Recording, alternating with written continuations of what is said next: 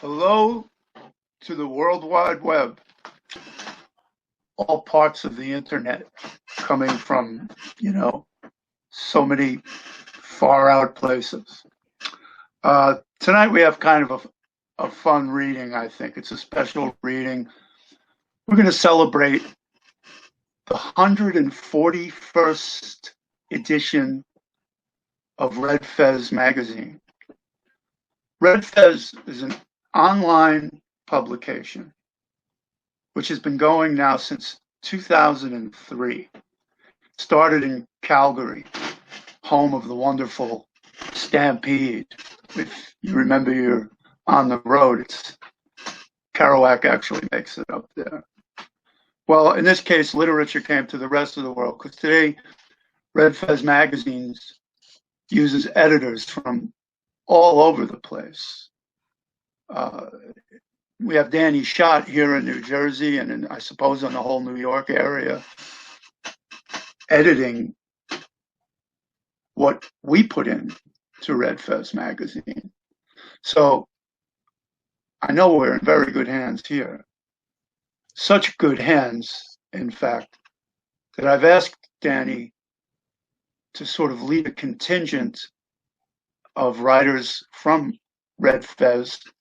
And we've got 5 different writers tonight, all published in Red Fez. And Danny's going to lead it off. If you don't know Danny Schott's poetry, you've got some wonderful stuff coming. Here it is. I wanted to show you this. His collected works were recently published in a book called Works, and this is it. And when he started Longshot magazine, he said that he was looking for writing that was real. I like the sound. That's very New Jersey, writing that's real. And so he's published all over the place. He published Longshot magazine himself for decades. I want to give you a very good friend of mine, Danny Schott. Danny. Thank you, James. Thank you, James. Thank you to the Riverview Neighborhood Association and Backroom Broadsides. I appreciate that you do this. I'd like to raise my glass to Miguel Algarin. Miguel was the founder of the New Eurekan Poets Cafe. He was professor of ours at Rutgers. He was a lifelong friend, drinking buddy, and an inspiration. Miguel, this is for you. And I'd like to begin with a poem by Miguel. Now, this probably isn't one of Miguel's best poems, but there's a phrase in it that we've repeated. When I say we, I mean Caroline and I, Rob Press and I, Elliot and I, and even I've said it to Miguel as we've been walking home late nights. Anyway, let me read the poem. Avoid. Avoid. Avoid is something to avoid. It's hard to be at 0 point, at the still point, reflecting the whole, in that there isn't anything in nothing, just like a circle is always not flat, but rounder than a belly 9 months into that other eternal circle, around the biological chemical time clock, measured accurately by Swiss-made round-face Father Timex. Avoid, avoid, at the still point, where no thing becomes something, in that it is out of nothing that something comes. Avoid, avoid, with a circumference. It's a circle around the 0 point, where a straight line that never goes round begins a voyage that avoids a void and heads towards a swell. To you, Miguel. Today's December 1st, and it's World AIDS Day. And I'd like to read another poem that's not by me. It's by my friend Jack Weiler, who passed away in 2009. He lived on Palisades Avenue in Jersey City, a few blocks away from the Fox and Crow. before there was a fox and crow. And it comes from his book. This is the book, Davina is Davina. And it's for Jack. My beloved had a friend. My beloved is Johanna. Her friend is Davina. Of course, my beloved's real name is Marco, and her friend's real name is Hector. My beloved brought Davina to my home. She spoke no English. I spoke no Spanish. Of course, I spoke a little Spanish, and Davina tried a little English. My beloved and I have 2 dogs. Davina loved our dogs and took them out. When she came to visit, she would stand outside and cry, "Joanna!" And inside the dogs would cry. My beloved's friend, Davina, died. Not suddenly, not prettily, not like anyone should die. She died in a hospital in the city of New York, and no one knew her name. She was Hector Gomez. She had no family. She lay quiet and still and faded into the world. No one in the hospital knew Davina. If we had stood outside and shouted her name, they would have walked us to the side and asked us to leave. They wouldn't have been jumping up with joy to hear our cry, like my dogs, like Johanna, like me. So my beloved's friend met her end alone in a city hospital, with no dogs prancing around her, no flowers blooming, even though it was spring. You could say, and you should, what the fuck is this? You could be angry, and you should. What kind of world tosses humans in the trash? But that would be like asking why the leaves blow in the fall. It would be like asking why flowers wilt in hot sun. It would be like asking why Hector is Davina. Hector is Davina because the flowers bloom. Hector is Davina because the sun rises. Hector is Davina because she is, because we are, because the sun is, because we die, because. Hector is Davina because we need to hear someone outside our door crying our names. Davina is Davina. Okay, now this poem is by me, finally. It was written a year after Jack Weiler's passing, and it's called, which means it was written in 2010. It's called Progress Report for Jack Weiler. Life doesn't wait for the dead. I know you'd want it that way, but I'm not so sure, because now I'm a year older and things do change. America's turned right, and the optimism we shared last year has been stolen by the ugly folks. And Jack, I don't know how to say this, but white people have gone crazy, and it's really scary. I need someone to laugh with at the stupid shit people profess to believe. You know how we used to sing, "Nobody ever died for dear old Rutgers"? Well, that ain't exactly true of late. A freshman killed himself from shame or bullying or insanity or circumstance, but it's a tragedy still the same. And if you run into Tyler Clementi, guide him through the afterlife. Try to show him a good time. You have left your place on the ascending Jacob's ladder of American poets, but no one has taken up your rung, willing to wrestle with angels and demons simultaneously. Bedbugs have invaded Manhattan, and you're not here to stem the tide, to offer sage advice and wisdom to the itching masses, desperate for pest control salvation.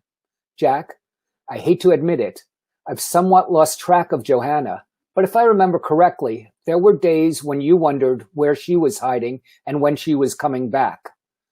Your new book, Davina is Davina, was on sale at the Dodge Poetry Festival. I stood next to 2 gorgeous young women who had copies in their hands, and I almost volunteered to sign them, but I figured that might be inappropriate somehow, so I played it cool, though the thought was there. This past year, we had a funeral in your beloved Winona, put together by your brothers Mick and Ted, a Dodge reading somewhere in Jersey, a memorial service at Le Poisson Rouge, where we got wildly drunk and sentimental. In the late spring, we scattered your dust in the Hudson off the Hoboken Pier. Teresa and John scattered the remaining ashes at the Frost Place in August. It's October 20th now, 365 days since you left this mortal coil, the day my father died in 1972, 3 lifetimes ago, and my grades are due tomorrow, and life goes on, except when it doesn't. And your book is on my kitchen table, but you're not here. Now we're having one more party for you and your book, Davina is Davina, and you're with us in spirit, and you're with us on paper, and on these bleeding pages where you still say the things we're not supposed to say, and the world is still spinning off its axis, and the bills still pile up at home, and we're all broke. And if this lame-brained nation of salesmen with nothing left to sell is my life or anyone else's, we're all fucked. So let's have another glass of wine for the poets among us, within us, above us, living and dead, whose visions connect us with the eternal swirl beyond. Okay, here's sort of a COVID poem. Slumber. 1. Caroline shakes me awake. What were you dreaming? Chupacabra, I say. I was fighting little chupacabras for a place to suckle at our mother's many teats. Draw it, she says. Make me a picture. 2. What the fuck, Caroline says, after I punch her in my sleep. I dreamed you were trying to steal my breath away. I had to get it back or die trying, I say before falling asleep 5 seconds later. 3. I stand on the stage, not remembering the words or how to play the guitar, useless in my hands. I am barefoot and my feet are bleeding. This century has been cruel and unusual, I sputter to a hearty chorus of booze and derision. 4. Judging the Comic-Con pageant, I caution the contestants to maintain their distance. Look at the knockers on her, says my pal Mark. Shh, I say, they can hear you. Upon awaking, I wash my hands, start the coffee, put on my mask, and retrieve the scattered trash the garbage men have left behind. This one's fairly new. I just wrote it the past few weeks. Autumn sketches. What the dog walker said. Hoboken's like a cult. They sit in their cubicles all day, working. Then they turn into werewolves Thursday and Friday night. It's crazy. They sure like to party over there. Wonder how they vote. Branding. A line in front of CityMD snakes around the corner. 50 feet away, a group of maskless men crowd around a sidewalk TV as the Jets lose once again. Across the street in front of McDonald's, a homeless man waits with an empty cup in outstretched hand. The Trump motorcade drives down Washington Street, horns blaring, flags waving. Power. In this season of discontinence, I have discovered new powers. I can walk as far as my bladder allows. The soccer field, the boathouse, the train station, the financial center, Sinatra Park, between two cars, on a deserted West Side street. Joy. Self-imposed rules of poetry be damned. I feel joy, though I wish my sister Carol was alive for the election results, to see the dancing in the streets, the banging of pots and pans. Caroline and I stumble through town drunk on noontime champagne in this uncanny November sun. Late. On my walk today, I noticed a new Halloween superstore on the site of what had been Modell's. I wanted to go in, but as I got closer, I realized today is November 5th and the store is dark. Report from my son. The bagel line was short. Jesus was out begging for change. Everyone looked hungover. Just another Hoboken Sunday. Okay, and one last one. This is called Teacher Dreams. Variations on a theme. 1. It's a bad day in the classroom. The students are not paying attention. Some sit on their desks playing cards. Others are actively listening to music. Pay attention, you little bastards, I scream. Listen to me when I'm talking.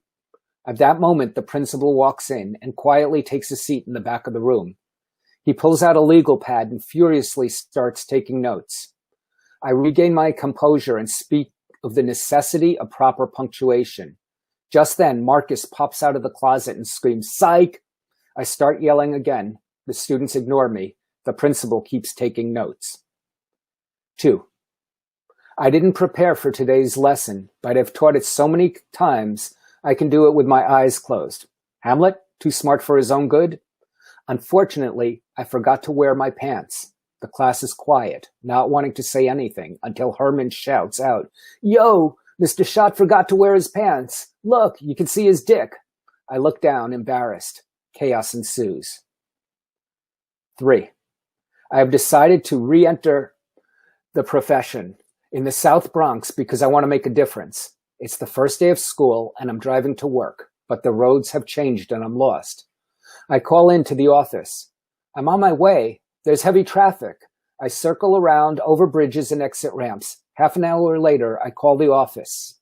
Sorry, I'm late, but the roads have changed. There's no way off the highway. Half an hour later, I call again. The phone rings and rings. No one answers. 4. Ilyana, the pretty blonde Russian girl who sits in the front row, is recording me on her cell phone. I ignore her and go on with the lesson. What is Ellison's metaphorical intent with the battle royale scene? The class sits in stupefied silence. Ilyana is adamantly waving her hand. I gaze in her directions a few seconds too long. Gotcha, she says, as the class bursts into laughter. 5. We're huddled together in the corner during another shelter-in-place drill. Everyone is silent. This is serious business. Someone farts loudly. Wasn't me, I immediately advise. The students smile knowingly. 6. All is going well. The class is engaged. The principal's secretary is at the door with a note in her hand. It's a review of my transcripts. Turns out I failed gym, or physical education as the gym teachers like to call it. I have to return to Dumont High School to complete the requirements for graduation. Just then, my alarm goes off, and I rise for another day of school. That's it. Thank you very much. Thank you, Danny. Beautiful, man. That was wonderful. You know, Danny, Miguel Algarin, I second your salutation to Miguel Algarin, and I'm just going to briefly say, when I was in high school back in what used to be East Patterson, the real estate guys changed it to Elmwood Park for reasons that should be obvious. But I went down to the William Carlos Williams Poetry Festival by the Falls when I was about 18. And I met Allen Ginsberg, and he was with a group of poets from New York. And I remember just like, I said, wow, I'm awe-stricken. And Miguel Algarin came up to me and he looked me right in the eye. He was such a handsome man, by the way. He goes, I am awe-stricken. Anyway, it was beautiful. He was beautiful. And he was a founder of the New Eurekans, who have brought in a completely new angle on the way this crazy thing we do can be done. But speaking about crazy things we do that can be done, I want to shift attention to Donna Dallas. Donna Dallas, you know, she studied writing at NYU. She's traveled extensively. These are the things you read in the bio, but then you read the poems, and it's not that the things are different, but she seems like a lot more like one of us when I read her poems. And I'm going to say that because I was once thrown out of a CYO dance when I was 14 for wearing a black leather jacket. CYO, to the uninitiated, stands for Catholic Youth Organization. Mm-hmm. And her memories of being a Catholic schoolgirl were so beautiful and so real. Danny Schott went looking for real poetry. Well, he found one in Donna Dallas. Mm-hmm. There's a scene in that poem where she dances on top of the high school roof over a dirty skylight. That's knowing it's real and still dancing. I'm so pleased to introduce Donna Dallas. Well, go ahead, Donna. Thank you so much. I appreciate it. I'm really excited to share my poetry with everyone. And I'm really, really happy to be part of Red Fez. So my first poem I'm going to read is is featured on the Red Fez site, and it's called "There's a Crack in Everything."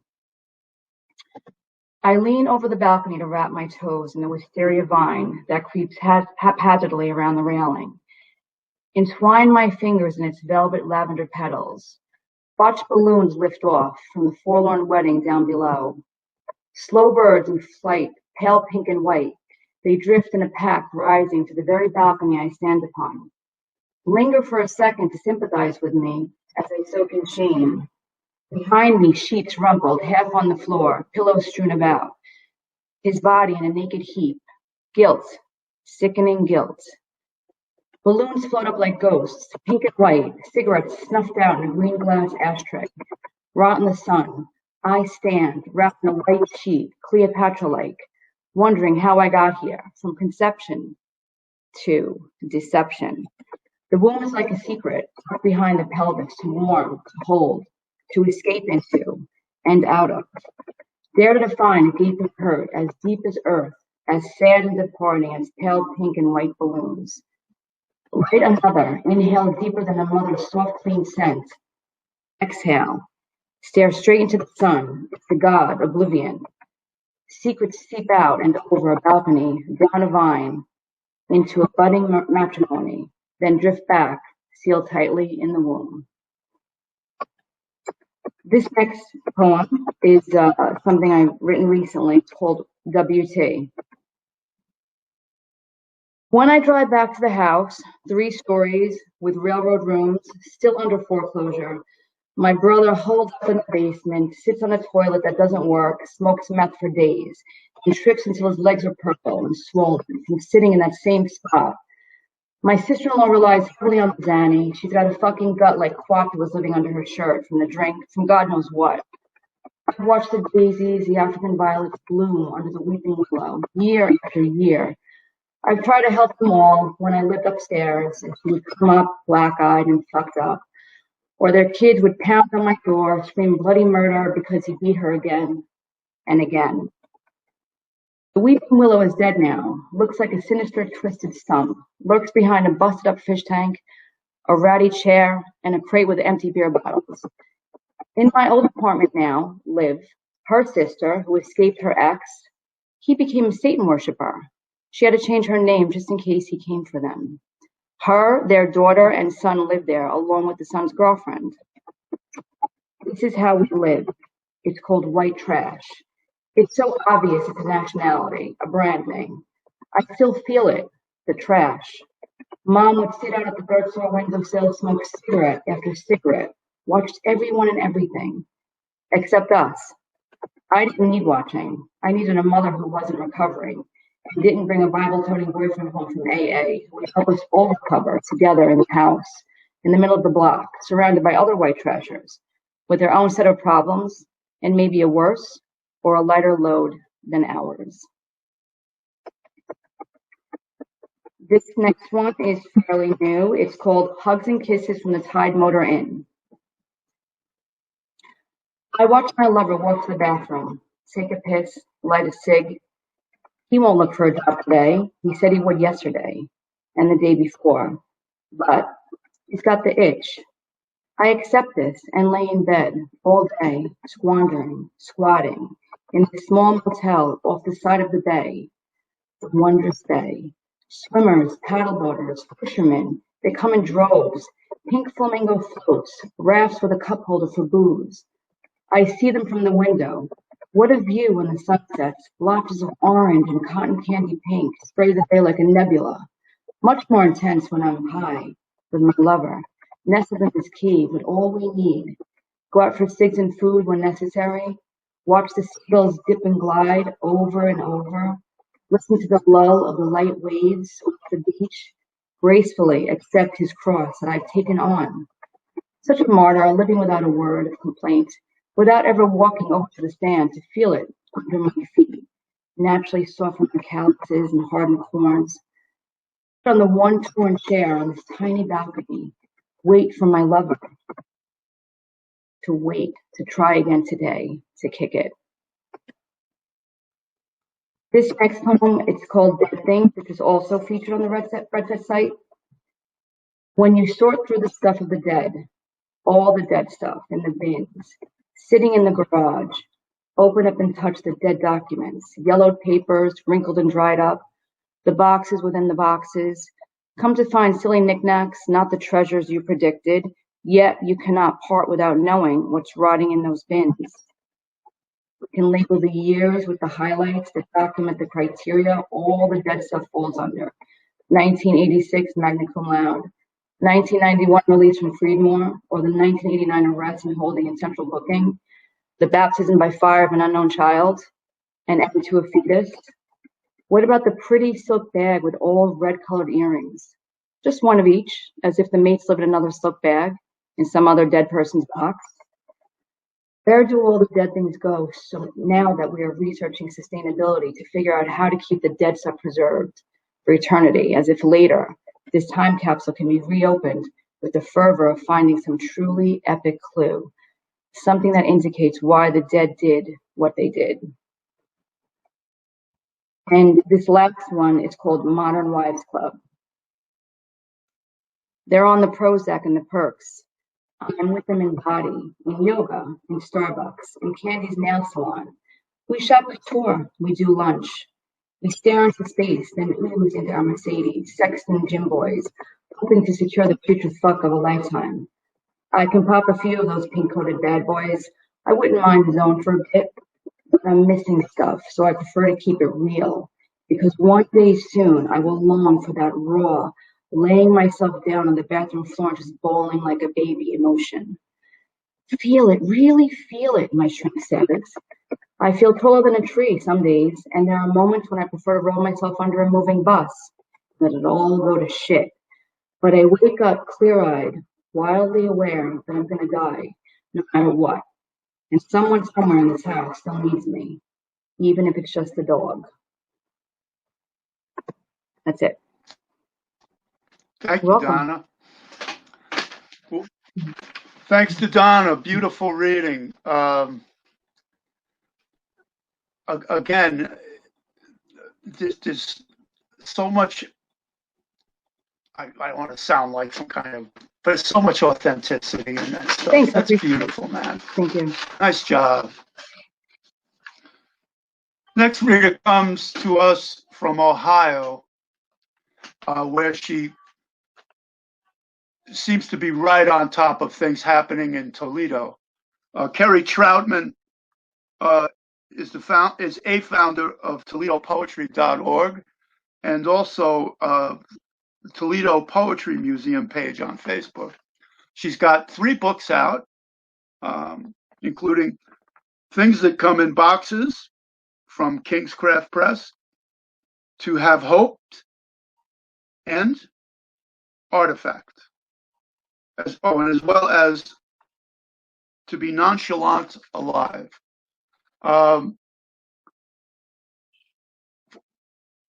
In my reading of her, I found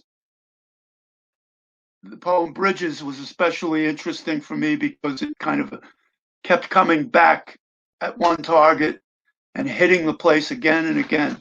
I hope you find her as interesting as I did when I read her. Kerry Troutman. Thank you.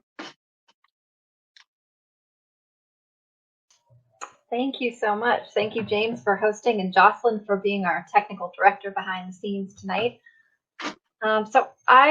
Anyone who knows me knows I detest winter, so I'm going to start with a couple winter poems because it arrived in earnest here in Ohio in the last 48 hours. So these first 2 poems are from my book, To Have Hoped, which is available from Finishing Line Press. This first one is called Stockpile. I barely slept, alert like a dog sensing cyclones, tossing in overhot quilts, waking from dreams of darkness, of cold, of losing my children in crowds, waking to peek through the drapes. Nothing, nothing, nothing yet. The last real blizzard, I was 2. In photos, my bundled body sunk in roof-high drifts, neighborhood legends of digging out, of sharing canned soup, of a woman in labor, a roof caved in from weight of powder. And us, holed up in our tiny brown walls with stockpiled fire logs, us kids awed by the sudden drama of weather. Now my walls feel brittle and wide, vibrating with gusts of horizontal snow, everything I love scurrying inside, my needs piling up in layers, water, sons, heat, daughters, walls, thinking how to protect it all, to retain it all, to prevent myself from caving in on it all. I bake bread to busy my hands, serve it warm to my children, watching my neighbor's husky frolic in the yard. Stupid dog.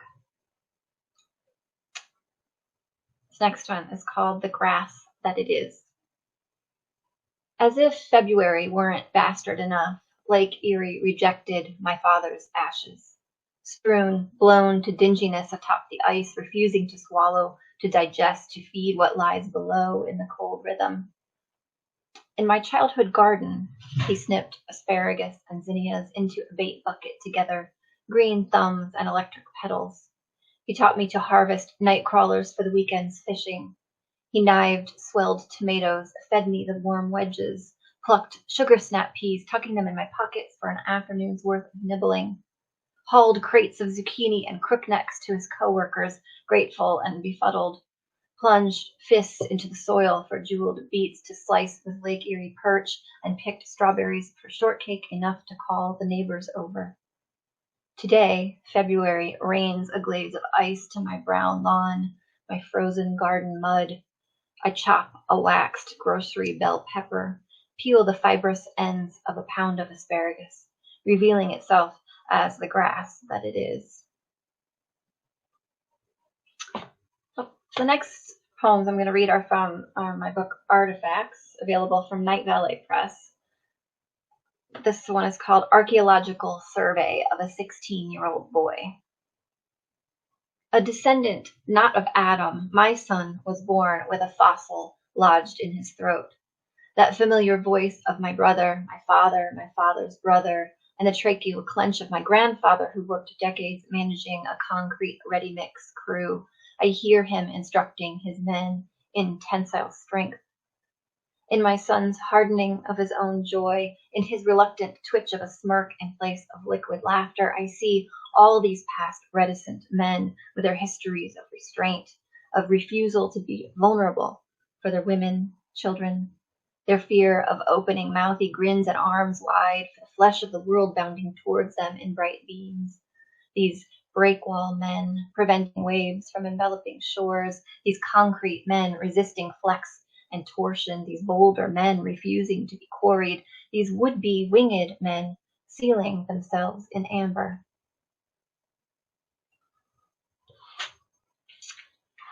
So I'm going to move to my newest book, To Be Nonchalantly Alive, from Kelsey Press.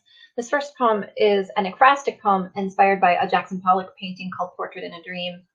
You don't need to be familiar with it. You know what Pollock's paintings look like. This is called Phantasmia. The internet says brain tumor, or it's nothing, will disappear soon. This phantasmia, this phantom cloud of cigarette ash, smoke, smell surrounding me always. No one is smoking. Pollock, in his self-portrait, seems to dream in charcoal strokes of something burnt, in black and gray and blacker, his skin still embered orangey and remembering. It happened several months ago, too. The internet says migraine, and I have been eating aspirin.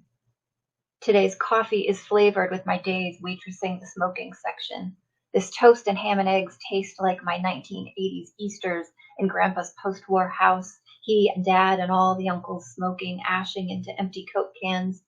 3 of those men now are ash. Self-portrait with odor of tar. Portrait of a woman enshrouded in nicotine and cinders.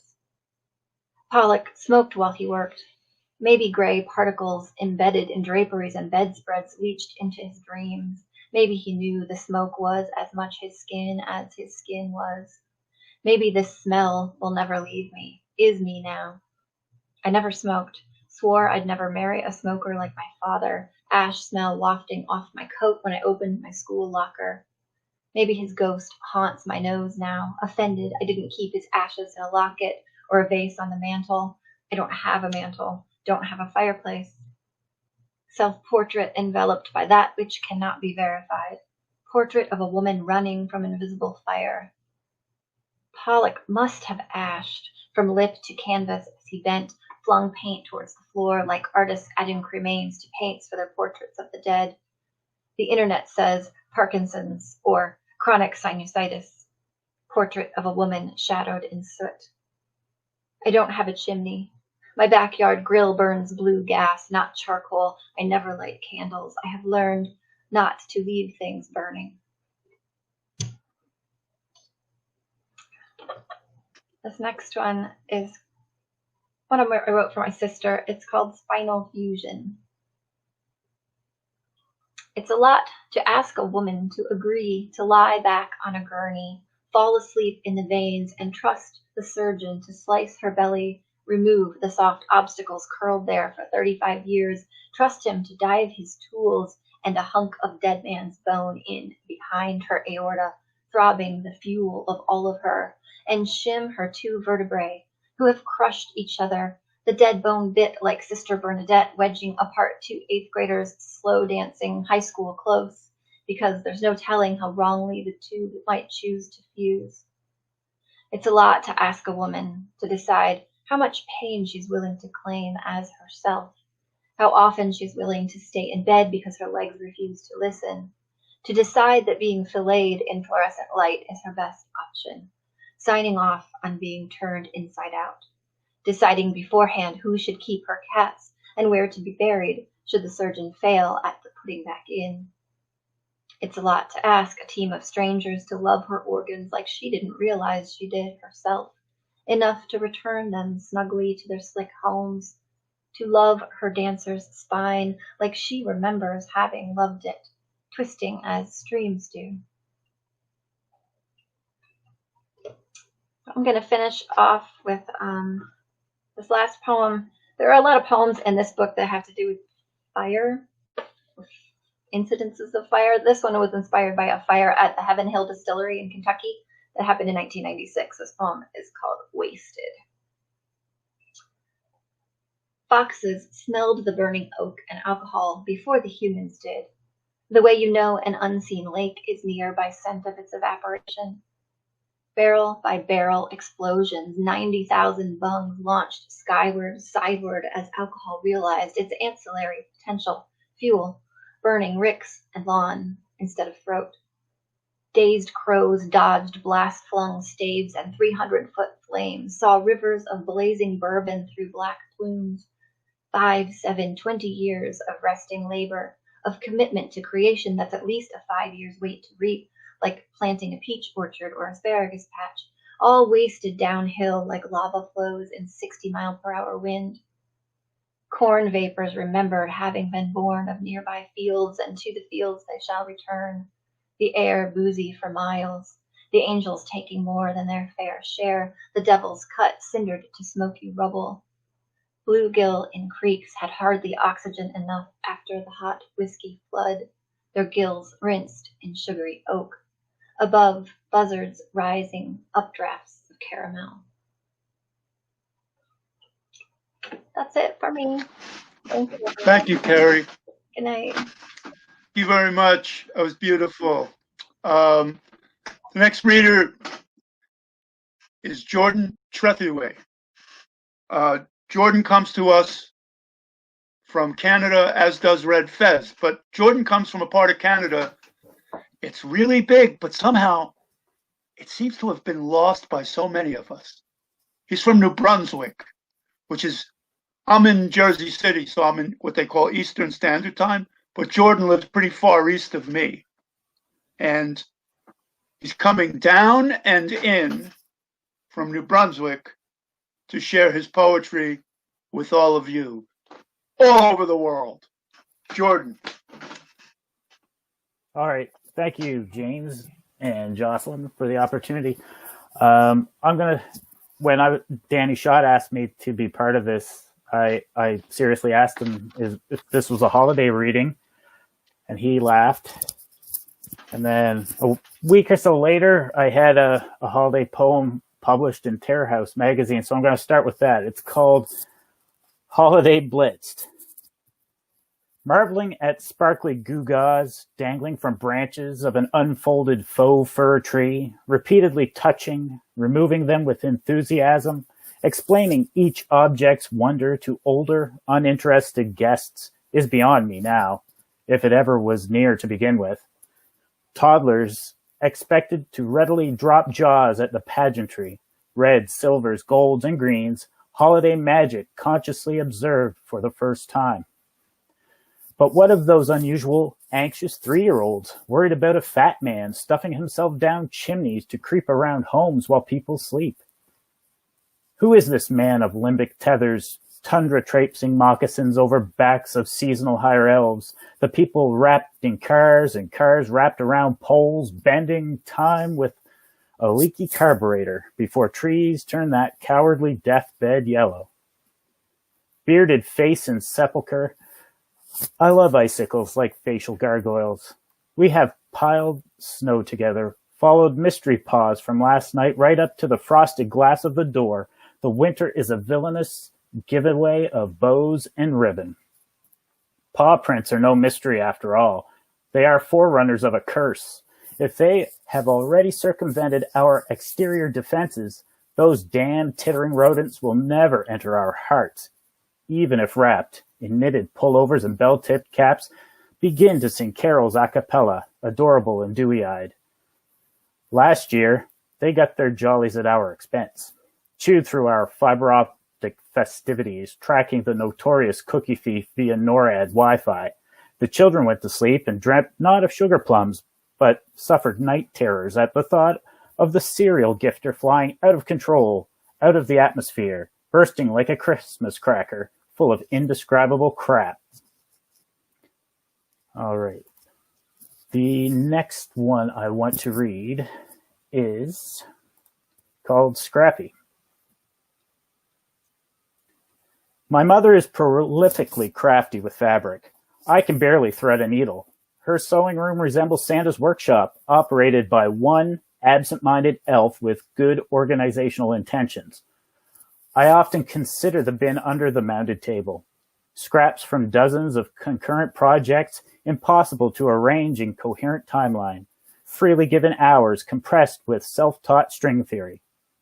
We overlook her effortless explosions, close the door to separate grandkids from sharp objects, keep it shut to preserve her magic, while we ponder the strategy of her endgames. We've all worn the impromptu costumes and cuddled under her marriage bed quilts. I'm going to keep in a theme, sort of, with family-related poems. This one is Dad's second canvas. My father doesn't understand small scale. His preferred medium, sculpting softwood logs with a chainsaw. His first painting, a 32-inch by 40-inch, anybody can do that, piece of abstract expressionist splatter. I asked for the piece to encourage his exploration. It hangs in my stairwell, gathering dust while our lives pass by. Dad hung his second and last canvas in his childhood home for his mother after his father's death. It was an "if I can do it, you can do it too" gesture, coaxing her toward a new hobby. It's a stand of white birch trunks huddled together during a harsh winter, in which one of their number succumbs, after enduring a lifetime bending in shifting winds. Grammy followed Grandpa into the dark before her heart surgery ended. The brushed birch returned to the artist, who propped it near his wood stove until it fell, sustaining a perfect 90-degree incision. Dutifully patched, it now hangs unceremoniously beside the downstairs commode, floating through the dust of unassuming lives. This next one is about me and my son. It's called Difficult Colors. My son loves the palette of fall colors at 120 kilometers an hour on the crest of a highway hill. The mottled brilliance of chameleon leaves, a concert audience on the horizon. Gutter leaves under my feet are your face, Belly Mom. You're in my head, ignoring me, starving me, locking me in the bathroom to play with my feces. He hates flat food that can slide under a door. Repeats odd sounds. Can't stop talking about buttholes and poop. My ugly face is yours. Don't take my picture. I'm not worth remembering. I'm glad these leaves are dead. I wish I was dead. The school approved traffic light symbolism, green calm, yellow anxious, red rage, to aid articulation. It only works with kids who get the point of self-regulation. I can't love my new parents right with you in my head. There's love to grab onto if I could just unclench my fists. His attachment crinkles to impermanence. These delayed traffic patterns of boys born into locked kennels. Forever mine he paddles to stay afloat in a green, calm sea, under yellow, anxious sunsets, red rage night skies, the forgotten child awestruck by a landscape. Okay. Next one is called, it's no one I know, but someone I met. It's called Communicate with Good. An 8-year-old girl sits, makes paper dolls, on paint-splattered table covered with supplies. Mid-morning sun creates her dust-mote halo in a Saturday art studio. Bottle-bottom glasses and braided pigtails greet everyone with the same salutation. I see you! I pique her guarded curiosity. She pauses her single-minded pursuit, looks up, repeats, I see you! I smile. Playfulness guides my response. I see you too. Confused, she pauses, before her wandering brown eyes become reabsorbed in her inner world building. Confused, I wonder who it is that she sees. Next one. This one's about my toddler. It's called Violin Quarter Size. I asked to borrow a violin. The wall-eyed librarian looks skeptical. She looks from me to my 3-year-old daughter, dancing foot to foot, pointing with grubby fingers. I think of lying. It's for me, never too late. But smile seriously. She'll be heavily supervised. The librarian attempts to roll her recalcitrant eyes, heaves an Atlian sigh. I'll see if we have any left in her size. They're pretty popular right now. With school starting, right? I venture, not knowing where to look. Now on the hook for damages, I hand the triangular case to my girl, who promptly drops it. And, I got a couple more. I think I have time. Since I'm the only Canadian on the panel, I'll read this. The Canadians Trump warned you about. Tweens play hockey on snow-covered side streets. Stand defiant in the face of friendly double honk warning from oncoming parent. They take their sweet time, slide expensive net to the curb. Children in the back seat wonder why dad patiently drives 10 kilometers an hour. Slow motion drive-by greeted with uninhibited fingers and curses from the mouth of a 10-year-old in caged mask, easily lip-read from the driver's seat. The car stops 2 doors down. Dad assumes character of authority. His wasted rhetorical question met with, I don't give a fuck if you talk to my mom. She won't care. Seconds later, a knock on their door confirms the kid's passionate response. Those who dwell within likely told their charming offspring to go play in the street in the first place. Okay, I've got one more.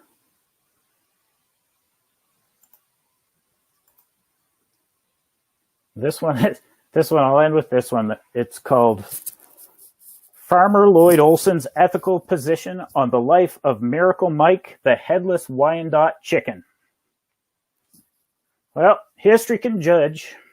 The SPCA will vilify.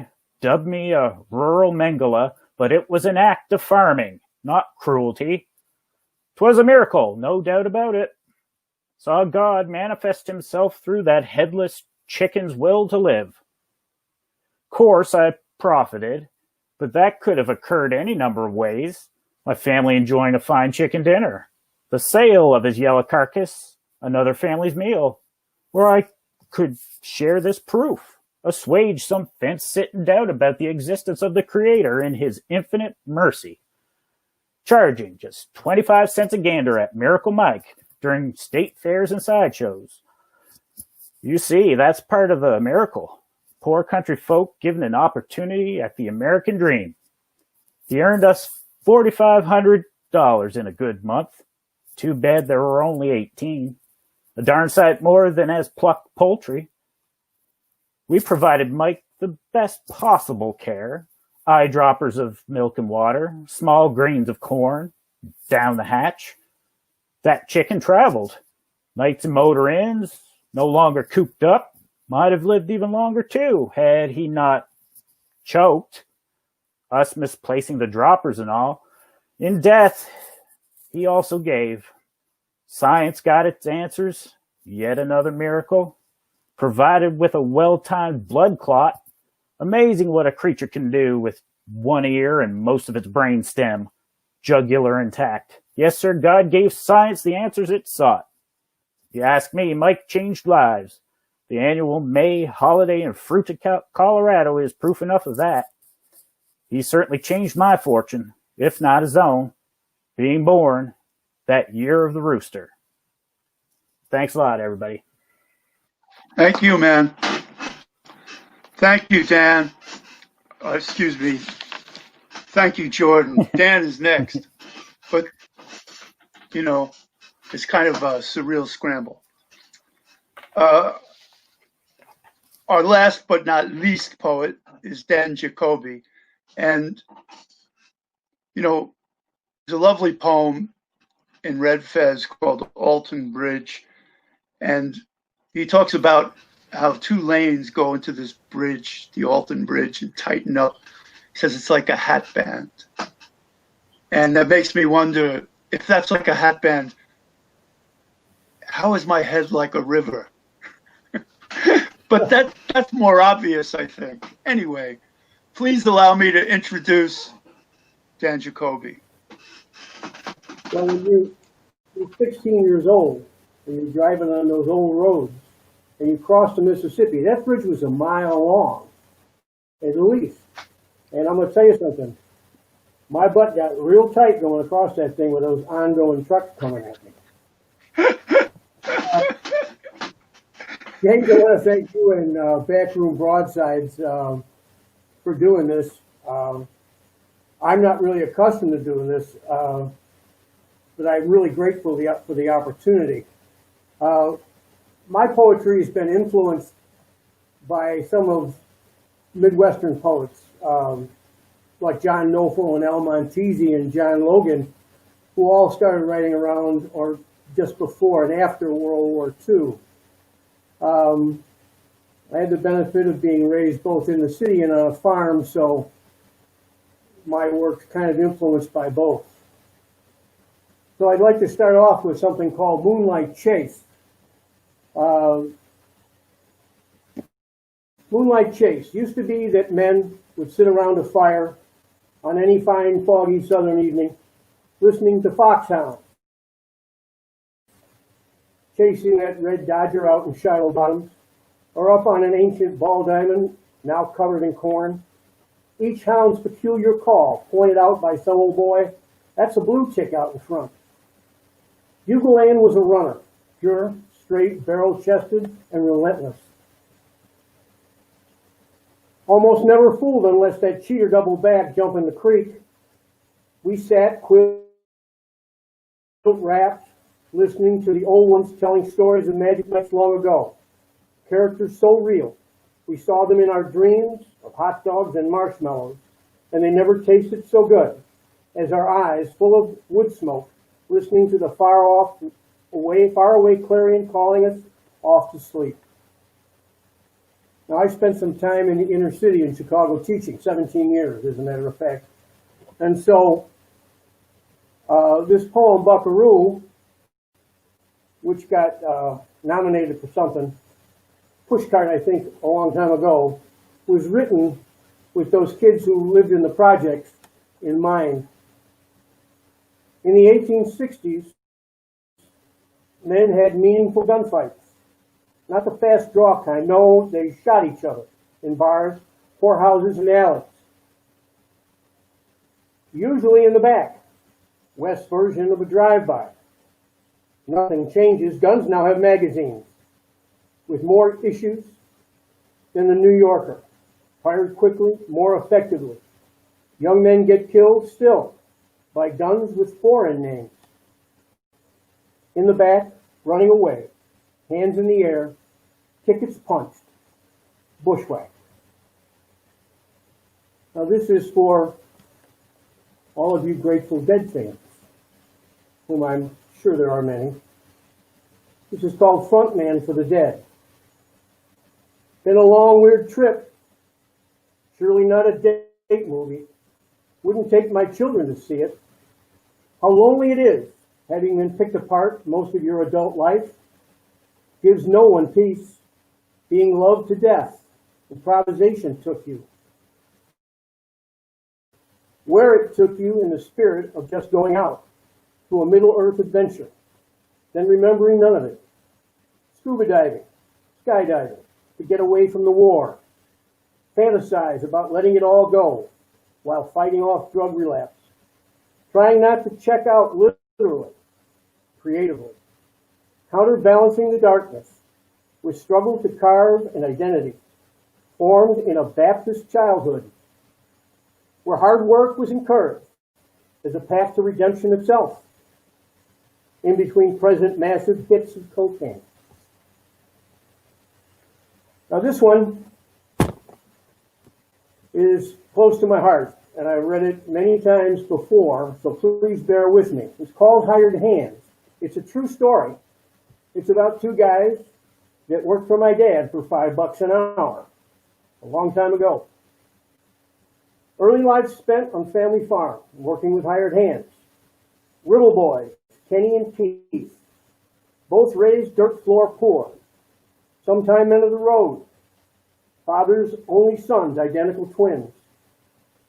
Born south of Fidelity, Jersey County, worked the land for Dad and his partner.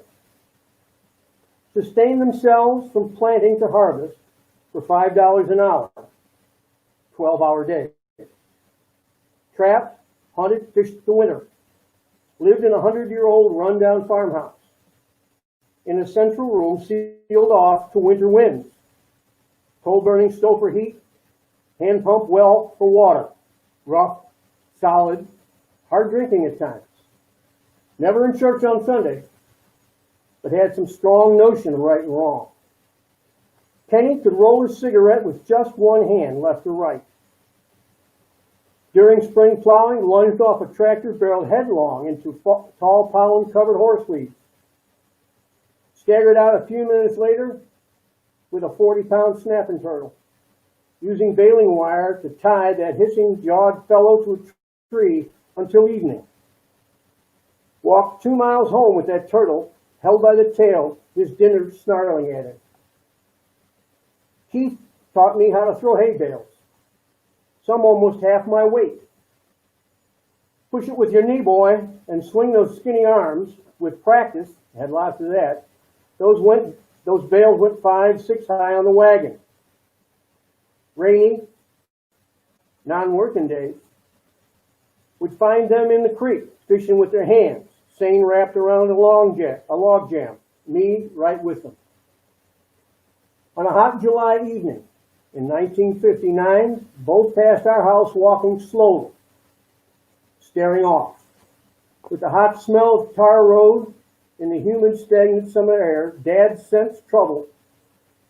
His voice broke the trance's grip.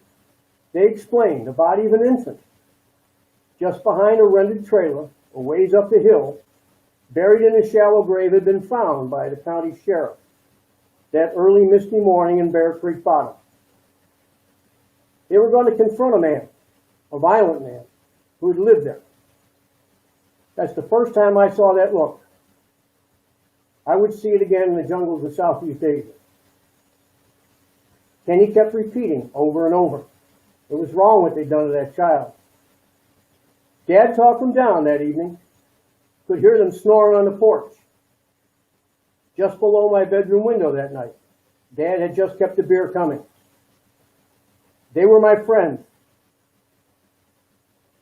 While working, they told stories of magical hunts, giant fish, and large women that could be found in taverns along the mud-gray Wheeler Reservoir. Dad paid them $5 an hour, more than he paid me. I worked for room and board, he said with a straight face. While I went to college in St. Louis, Keith moved into town and married Gladys. Worked in the Monterey coal mine, retired and died near Shanghai. Kenny did some roughnecking, settled in Florence on the south bank of the Tennessee. Worked almost to the day he died.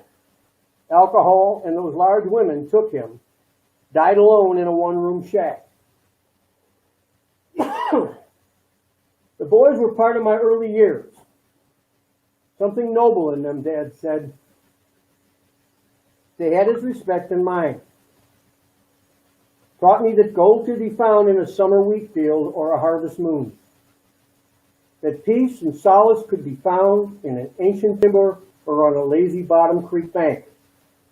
And more than half a century later, their gift to me was to take notice of all living things about me, to squint into a clear, crisp blue winter sky, remembering the turn of a wide-eyed innocent.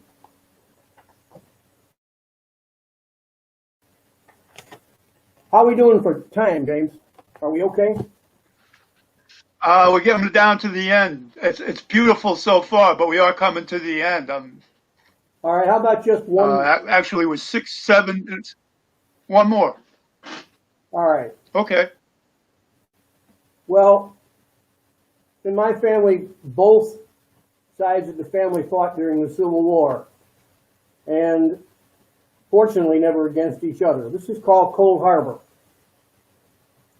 All symbols of hate, these stars, these blue bars, of bravery, history of pines.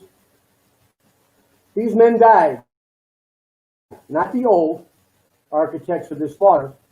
7,000 fell at Cold Harbor in just 20 minutes. Soldiers gray and blue. I wonder at the sacrifice and for the lack of compromise. Conversations between pickets, night before battle engaged, sharing of coffee, water, and hardtack, sharing stories of battle home, killing each other the very next day. What mattered the cause to them?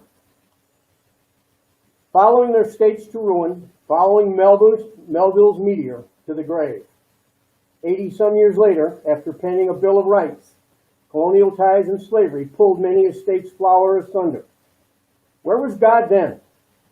Northern arrogance, Southern truculence, their honor, memory, sullied by future sins, fueled by hate and greed. Gaze at the graves. Arlington, Chickamauga, Gettysburg. Only there is heard whispers of conscience, of futile prayer, not to forget the lesson, not to disregard the anguish. Swords cracked, bayonets broken, bloody angled, pickets charged the cornfield, assault on Fort Wagner. Our remarkable blindness. Mothers, daughters, fathers, sons, torn to pieces. Healing nowhere in sight. Of nationalism, sectionalism. Grind a ghoulish agenda. Bugling another charge to oblivion, like a Gothic sketch. Dotted with crosses, headstones, with those left standing in hell's maelstrom and the darkness of hate. Not a very positive ending, James.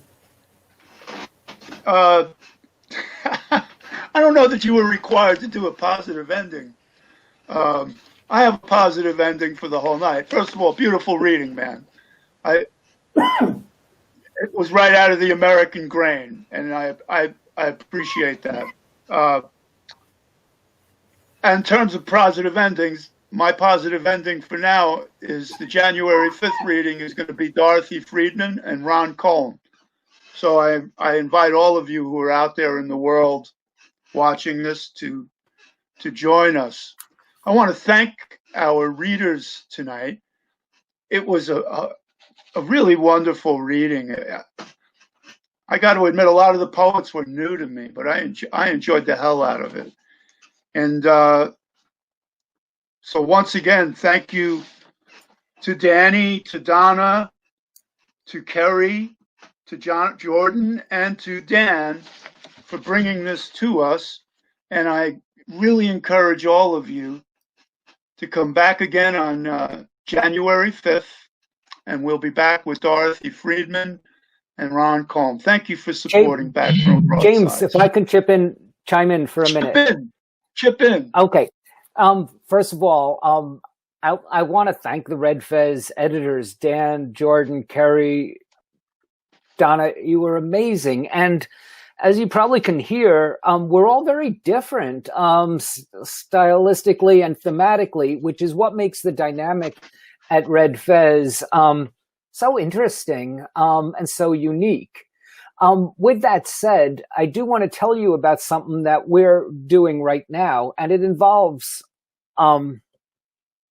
Riverview Neighborhood Association and Backroom Broadsides, and we're running a contest. And anyway, let me just read to you what the contest is.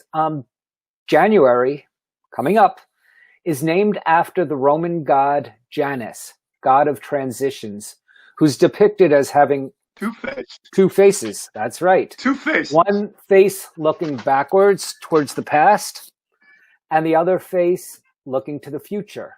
Accordingly, we are sponsoring a poetry contest on the themes of joy or hope or looking forward.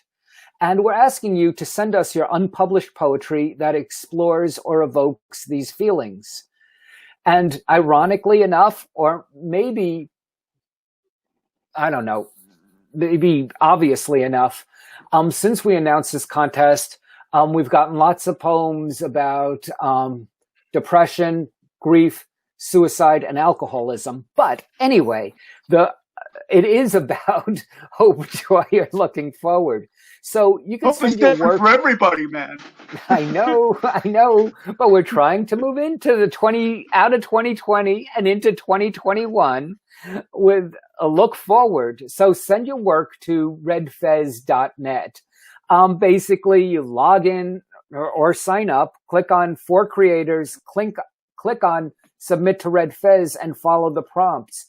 Any work we get submitted from now until December 30th is automatically entered in the contest. And first prize is a gift card from City Lights Bookstore. Second prize and third prize are the same.